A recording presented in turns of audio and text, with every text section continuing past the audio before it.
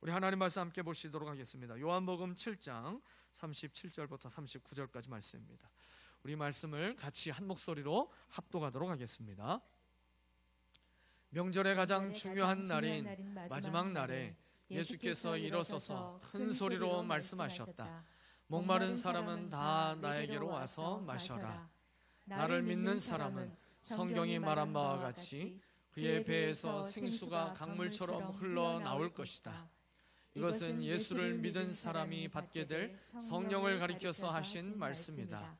예수께서 아직 영광을 받지 않으셨으므로 성령이 아직 사람들에게 오시지 않았다. 아멘, 아멘. 네, 오늘 문기태 목사님께서 말씀을 전해주십니다. 강이 흐르고 있습니까? 라는 제목의 말씀 전해주실 때 여러분 큰 은혜 받으시길 바랍니다. 네.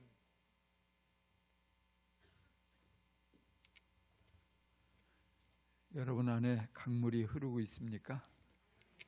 생수의 강물이 여러분 안에 흘러 넘쳐서 다른 이들에게까지 그 강물이 흐르고 있습니까? 예, 아멘이 자꾸 줄어듭니다.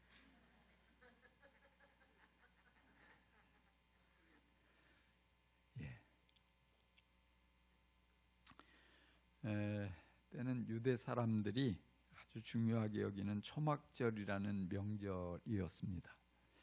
초막절은 하나님이 이스라엘 민족을 애굽에서 해방시키시고 광야에서 40년 동안 지내게 하셨던 것을 기념하는 그런 명절입니다. 그래서 초막절만 되면은 예루살렘 일대에서는 그 옛날 광야에서 장막을 치고 생활하던 것을 상기하면서 초막을 만들어 놓고 그 안에서 7일 동안 지냅니다.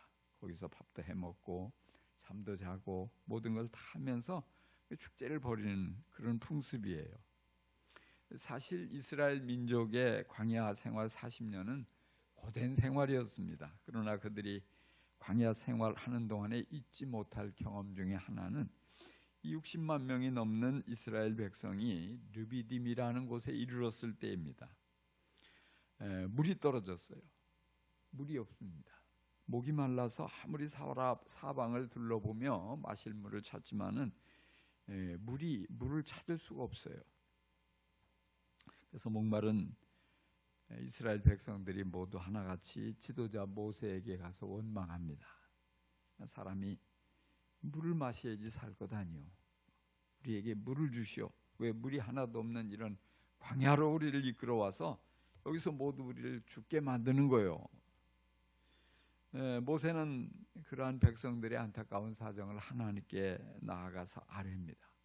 그리고 손에 든 지팡이로 반석을 쳤는데 거기서 반석이 쫙 갈라지더니 생수가 막 쏟아져 나오는 거예요. 그리고 이 생수가 얼마나 많이 쏟아져 나오는지 강을 이루었어요. 그 강에서 흐르는 그 강물을 사람들도 마시고 가축도 마시고 그래서 모두 목마름을 해결하고 다시 이제 전진할 수 있게 되었습니다. 초막절 축제가 절정인 마지막 날 예수님께서 초막절 축제에 참석한 사람들 앞에 일어나셔서 말씀하셔요. 누구든지 목마르거든 내게로 와서 마셔라. 나를 믿는 자는 성경의 이름과 같이 그 배에서 생수의 강이 흘러나리라. 이게 무슨 뜻일까요? 생수의 강이 그 배에서 흘러난다. 주님 말씀하셔요. 예수님께 와서 마시라고 하고 또 예수님을 믿는 사람에게는 생수의 강이 흘러난다는 것이에요. 사람들은 아마도 이 명절에 큰 축제를 벌이고 한 주간 동안 맛있는 음식도 먹고 포도주도 마시고 춤도 추고 아주 마음껏 놀았을 거예요. 이제 명절이 끝나가면서 사람들은 대부분 마음의 허전함이 밀려옵니다. 세상에서 아무리 좋은 것을 먹고 마시며 즐겨도 갈증은 사라지지 않는 법이거든요. 마음속 깊은 곳에서 뭔가 허무하고 이건 뭐 이렇게 신나고 재밌을 줄 알았는데 뭔가 허무하고 이 채워지지 않는 뭔가가 있어요. 그런 사람들에게 예수님은 그 목마름을 해소해 주겠다고 말씀하셔요. 다시 목마르지 않는 생수를 주겠다고 약속하신 것입니다. 이 말이 무슨 뜻일까요? 쉽게 말씀드려서 예수 믿으면 생수의 강이 흐르게 된다는 것입니다.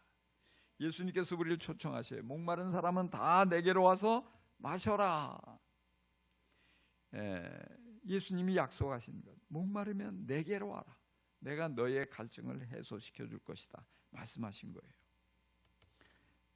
초청은 반갑고 좋은 것입니다. 초청을 받으면 이 사람이 나를 기억하고 있구나, 나를 중요하게 여기고 있구나, 나를 특별하게 인정하는구나, 이렇게 생각하게 돼요. 그래서 우리는 초청을 받을 때 행복하죠. 근데 예수님의 그 초청, 예수님이 초청하시는데 예수님의 초청에는 제한이 없다는 사실이에요. 누구든지 오라.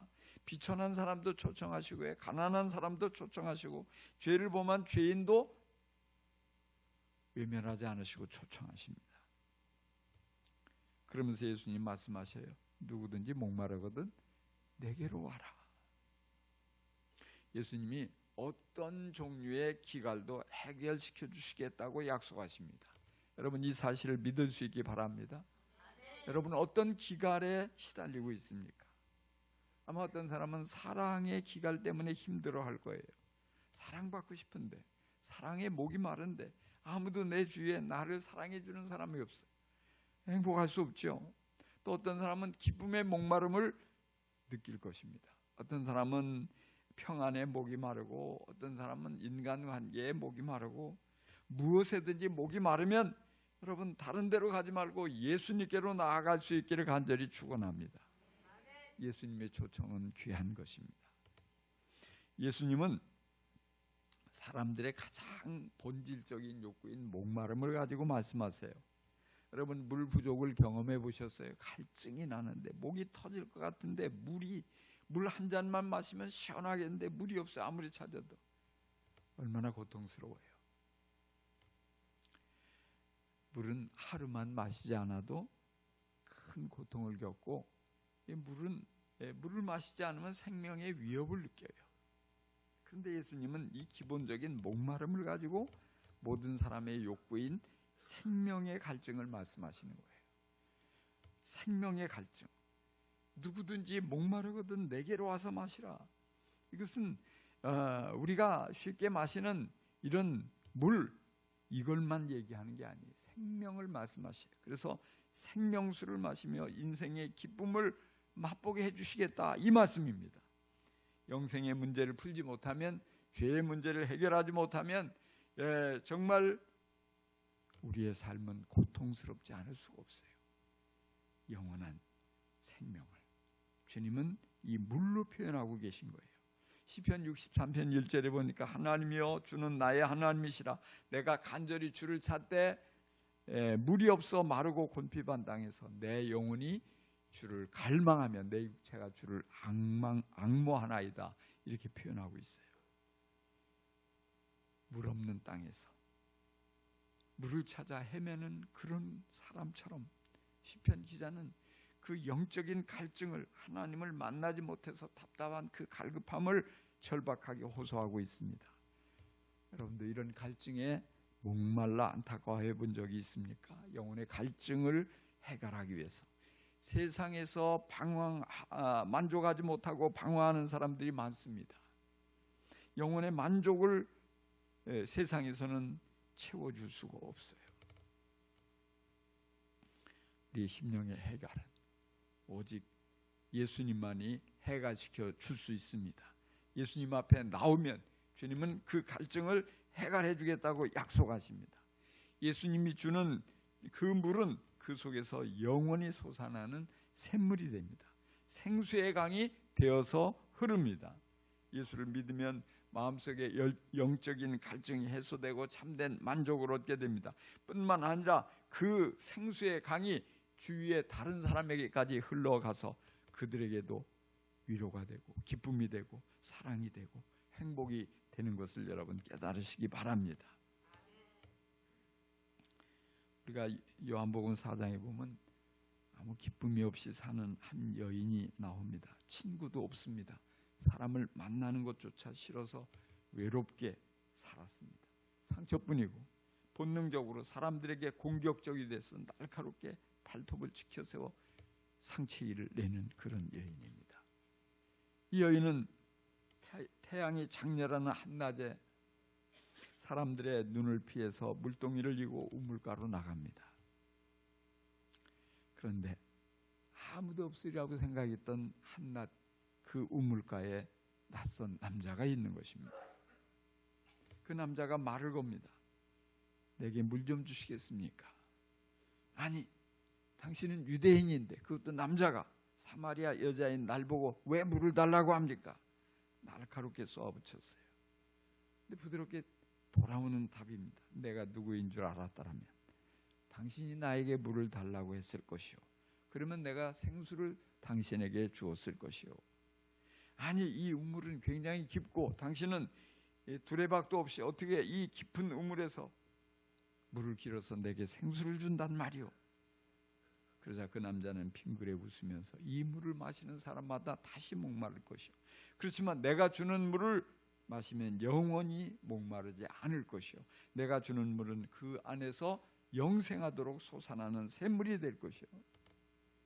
그자 여인이 간청합니다. 선생님, 다시 목마르지 않게 내게 그 물을 좀 주세요. 예수님께서 말씀하세요. 그러면 가서 남편을 불러오시오. 남편이 없는데요? 그렇소. 당신은 남편이 5이나 있었고 지금 함께 사는 남자도 남편은 아니죠. 깜짝 놀랐습니다. 아니, 오늘 처음 만난 이 사람이 어떻게 내 모든 것을 꿰뚫고 있는 거야? 혹시 선지자? 예수님께서 빙그레 웃으십니다. 나는 그대들이 기다리는 메시아요. 목마른 사마리아 여인은 메시아를 만났습니다. 그 순간에 뭔가 깨달아지는 거예요.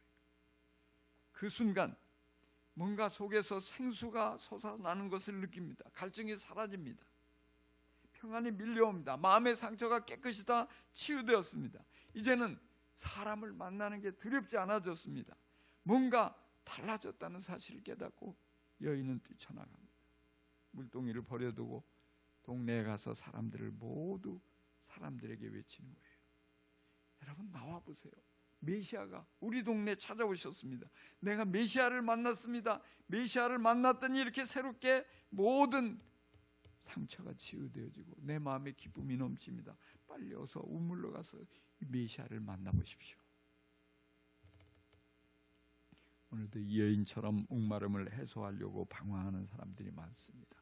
술집을 기웃거리고 도박장을 기웃거리고 여기저기 화려한 곳을 찾아서 헤매고 있지만 세상에서는 그 어떤 것도 진정한 영혼의 갈증을 해가시켜 줄 수가 없습니다. 예수님만이 우리의 모든 갈증을 해가시켜 줄 수 있습니다. 여러분, 목이 마르십니까? 예수님 말씀하십니다. 내게로 와서 마셔라. 예수님께 와서 마시기만 하면 됩니다. 돈 없이 값을 지불하지 않고 오기만 해도 예수님은 우리의 목마름을 깨끗이 다 해결해 주십니다. 예수님, 목이 마릅니다. 아뢰기만 하면 예수님께서 생수로 우리의 목을, 우리의 심령을 시원하게 해주십니다. 예수님의 초청에 믿음으로 응하고 오직 예수님 주시는 생수를 맛보며 살아가기를 바랍니다. 여러분, 예수를 믿습니까? 오늘 이 시간에 예수를 믿는 여러분의 배에서 생수가 강물처럼 흘러 넘치게 되기를 간절히 축원합니다. 자, 성령 충만하면 또한 생수의 강이 흐르게 됩니다. 예수님을 믿으면 생수의 강이 흐를 뿐 아니라 성령 충만할 때 생수의 강이 흐릅니다. 예수님 말씀하시기를 여기 이것은 예수를 믿은 사람이 받게 될 성령을 가리켜서 하신 말씀이다. 39절에 말씀하고 있죠. 성령을 가리키는 말씀이라는 것입니다.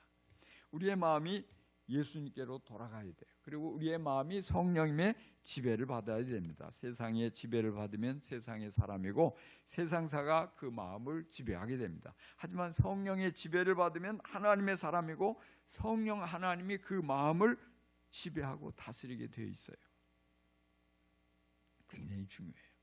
우리의 삶에 내가 세상의 지배를 받고 있는가, 아니면 성령님의 지배를 받고 있는가. 제가 처음 예수님을 믿고 성령님의 기름 부으심을 경험했어요. 그러자 놀라운 변화가 일어났어요. 전에는 1시간 기도한다는 것을 상상할 수도 없었어요. 기도 잠깐 기도하려고 눈 감으면 금방 할 말 다 해버리고, 근데 1시간, 2시간, 3시간 마구 기도해도, 온종일 기도해도 지루하지 않은 거예요. 질리지 않는 거예요. 기도가 나오는 거예요. 성경을 몇 시간 동안 펼쳐서 읽어도 성경 말씀이 정말 꿀송이처럼 달게 느껴지는 거예요. 거리를 다니면서 만나는 사람들에게 예수님을 전하고 싶어서 견딜 수가 없어요. 전도를 하다가 거절을 당하고, 어떤 데는 욕을 얻어먹어도 기분이 하나도 나쁘지 않아요. 혼자 괜히 싱글벙글하고 내가 실성했나 이런 생각이 들 정도로. 왜냐? 심령 속에서 생수의 강물이 흐르게 되니까 그런 것들이 아무 문제가 없어요. 내가 알던 내가 아니에요. 새로운 내가 된 거예요. 성령 충만해서 감당하면 하나님이 부어주신 힘으로 감당하면 어떤 어려운 환경, 이게 문제가 되잖아요. 어려운 문제, 이게 문제가 되지 않아요. 성령 충만하면 생수의 강이 흐르게 돼서 모든 갈증이 해소되고 어떤 환경에 처해도 기쁨이 충만합니다. 예수님을 믿는 사람에게는 생수의 강이 흐르게 됩니다. 그것은 성령님의 살아있는 능력이 충만하게 나타나는 거예요. 많은 경우에 보면 교회에 나와서 예수님을 믿는다고 하는 사람들 중에도 많은 사람들이 생수의 강을 경험하지 못하고 있는 것을 보게 돼요. 예수 믿는데 왜 내게는 생수의 강이 흐르지 않을까? 물이 흐르지 않는 강이 있어요. 물이 말라버린 우물도 있죠. 강물이 흐르지 않는 강, 물고기가 살 수 있을까요? 아마도 이 성경이 기록된 시대, 또 그런 이 팔레스타인 지역 같은 경우 우기와 건기가 뚜렷하다고요. 그 우기에는 비가 오니까 강이 돼서 물이 막 강물이 흘러요. 근데 건기에는 비가 오지 않으니까 강물이 말라버렸어요. 분명히 강인데 물이 하나도 없어요. 물고기가 살 수 없어요. 그와 마찬가지예요. 분명히 강인데 메말라버린 강, 의미가 없잖아요. 여러분, 생수의 강물이 가득 흐르는 살아있는 강이 될 수 있기를 간절히 축원합니다. 성령님의 살아있는 능력이 충만하게 나타나는 그런 삶을 살아갈 때 생수의 강이 흐르고 있는 거예요. 생수의 강이 흘러 넘칠 때 내가 거기에서 생명수 생물을 마셔서 만족을 얻을 뿐 아니라 내 주위의 사람들까지도 마음껏 내게서 생수의 강물을 마시는 거예요. 제가 이 말씀이 무슨 말씀일까 묵상하는 가운데 그런 생각이 들더라고요. 나를 통해서 생수의 강물을 마시는 사람들이 누굴까? 가만히 보니까 많은 사람이 나를 통해서 생수의 강물을 맛보게 되고 살아나게 되고 회복되어지는 역사들을 경험하고 있구나. 너무너무 감사한 거예요. 내 자신이 만족할 뿐 아니라 다른 사람에게 내가 생수의 강물이 되어서 강물이 흘러가게 된 놀라운, 이것이 하나님의 계획인 줄 믿습니다. 제가 지난 주일에 저 세종시에 가서 설교를 했어요. 만만세 선교 축제가 있었거든요. 토요일에 세종시에 도착해서 선한교회 목사님 사모님하고 만나서 이제 이야기를 하고 식사를 우리가 섬기고, 그리고 이제 차를 마시면서 얘기를 하는데 사모님이 그런 얘기를 하는 거예요. 당신 남편, 우리 목사님은 설교도 너무 잘하고 인물도 너무 잘생기고 내가 보기엔 최고로 훌륭한데 목회가 하나도 안 된다고. 교인이 별로 없고 있는 교인도 큰 교회로 다 빠져나가고 너무 속이 상하고, 그래서 그런 생각까지 했대. 하나님, 차라리 나를 빨리 데려가시면은 우리 목사님이 새 장가를 가가지고 나보다 훨씬 좋은 사모님 만나가지고 목회가 확 피게 되지 않을까, 그렇게 된다면 하나님 차라리 나를 빨리 불러가 주세요. 그러는 거예요. 사모님이 참 인물도 괜찮고 시도 쓰고 너무 좋은 분인데, 그래서 이제 그 얘기를 쭉 하는 가운데 제가 그 목사님 사모님한테 그런 얘기를 했어요. 내가 보니까 목사님하고 사모님은 천국에 와서 그 어떤 목사님 사모님보다도 크고 좋은 상을 받을 거다. 틀림없다. 나는 그렇게 확신한다. 그 중요한 이유가 뭐냐면, 사모님 그 둘째 아이가 지금은 이제 30살이 됐지만 장애로 태어나가지고 이 발달 장애가 있어가지고서 이렇게 어려운데 그 아들을 너무 잘 키운 거예요. 그 아이가 불행하지 않도록 행복하도록 모든 것을 쏟아서 자녀를 잘 키워서 이 아이가 30살인데 아주 잘 멀끔한 그런 청년이 돼요. 물론 장애가 있지만 그럼에도 불구하고 아주 행복한 모습으로 잘 컸더라고요. 하나님이 그 아이는 목사님 사모님의 자녀이기 앞서 하나님의 자녀인데 하나님이 특별히 맡겨주셨는데 그거를 잘 감당했으니 하나님께서 얼마나 그 하나만 가지고도 큰 상을 주시겠나 나는 확신한다. 교인이 많지 않다고 굉장히 속상해하는데 이 적은 교인들을 정말 진심으로 사랑하고 있지 않느냐. 이들을 행복하게 해주려고 최선을 다해서 말씀을 준비하고 이들을 위해서 기도하고 사랑으로 돌보고, 하나님은 절대 우리를 비교하지 않으신다.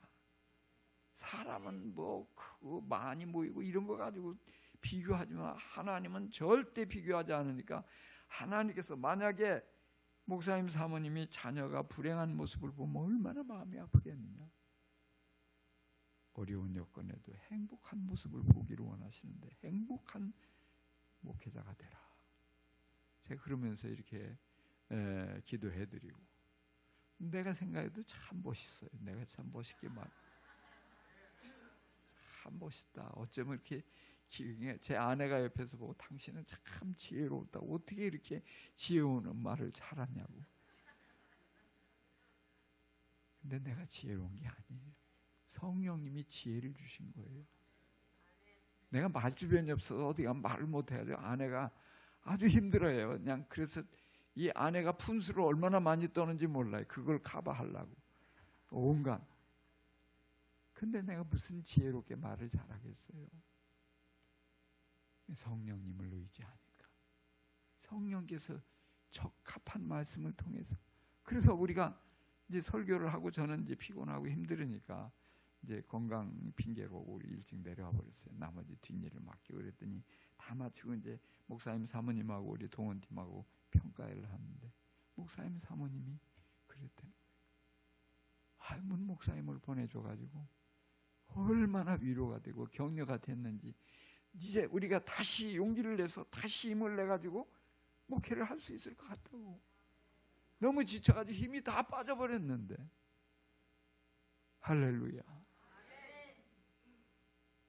이게 이 문목사만이 아니라 여러분 모두가, 왜? 성령님이, 문목사와 함께 하신 성령님이 여러분 안에 함께 계시거든요.